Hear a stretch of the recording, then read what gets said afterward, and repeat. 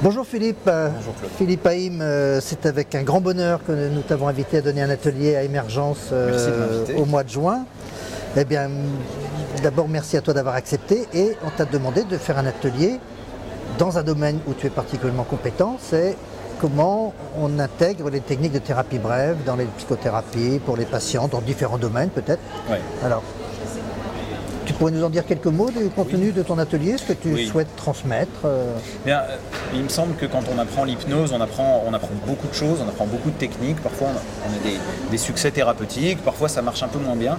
On ne sait pas toujours pourquoi. Ouais. Parfois, on écoute un patient, il nous dit quelque chose, on a plusieurs idées de séances d'hypnose et on ne sait pas trop laquelle faire. Ouais. Et il me semble que c'est difficile de se présenter avec un patient et d'essayer de faire de l'hypnose sans avoir un peu de stratégie, sans savoir un peu où on va.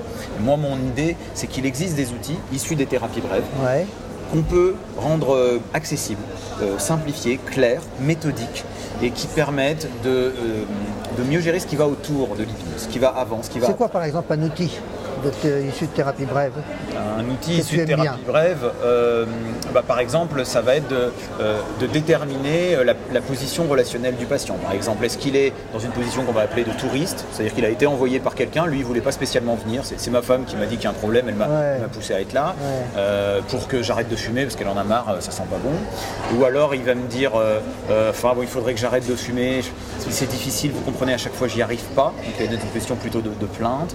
Et puis il y a des gens qui vont arriver, il faut vraiment que j'arrête de fumer, cette fois c'est la bonne, je suis motivé, je suis décidé. Par exemple, ces trois patients-là, sur le plan diagnostic, si on fait un diagnostic, ils ont le même tabagisme peut-être. Et on va faire une échelle, ils ont le même. Mais on ne peut pas se comporter de la même manière. Mais on ne peut pas leur proposer la même chose. Et ça, comment on détermine? On voit bien qu'on ne peut pas se comporter de la même manière.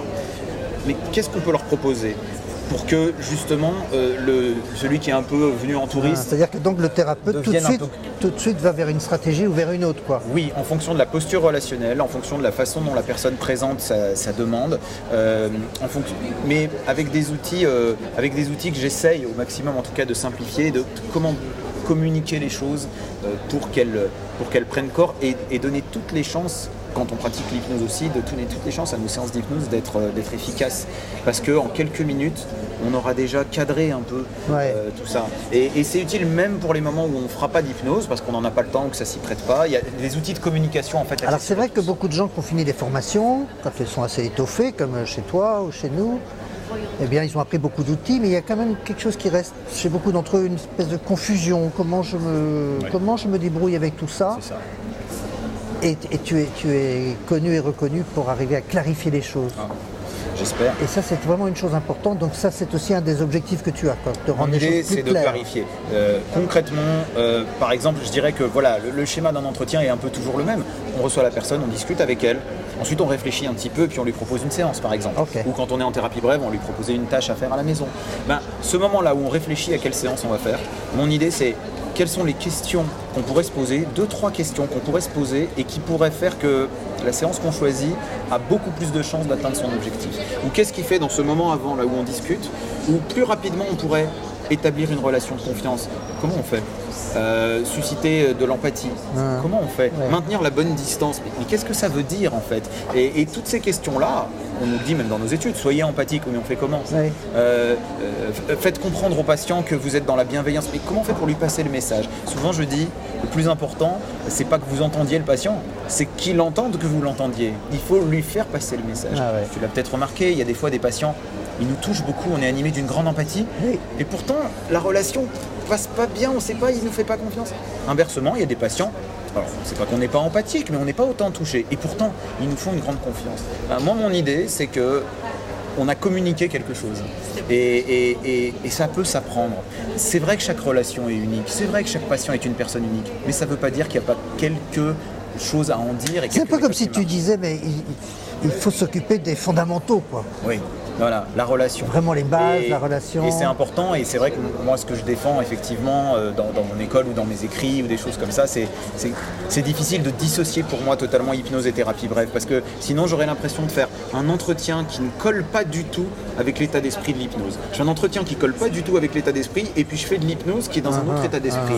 Il faut quand même rendre cohérent l'entretien qu'on fait avant et ça commence dès qu'on dit bonjour et ça se termine au moment où on dit au revoir. Et pour donner une cohérence à l'ensemble, il faut reconnaître que les thérapies brèves nous ont amené des tas de choses. Mais je voudrais pas apprendre aux gens, surtout ceux qui n'en ont pas un besoin permanent, des techniques complexes de thérapie brève. Quelles sont les quelques pages, les quelques lignes, les quelques chapitres qu'on peut prendre par-ci par-là dans les livres et qui pourraient servir à tous les soignants?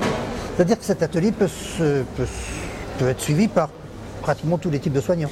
Pour moi, il peut être suivi par tous les types de soignants, par bien sûr les psychothérapeutes, les psychiatres, les psychologues qui veulent mener des entretiens qui soient orientés thérapie brève, mais vraiment par tous les soignants parce que c'est vraiment un atelier pour moi sur la communication et sur la relation, comment le mieux possible, le plus rapidement possible et avec le plus de cohérence sur nos principes de bienveillance, d'orientation vers les ressources, comment arriver à obtenir cette relation avec des outils concrets, quoi.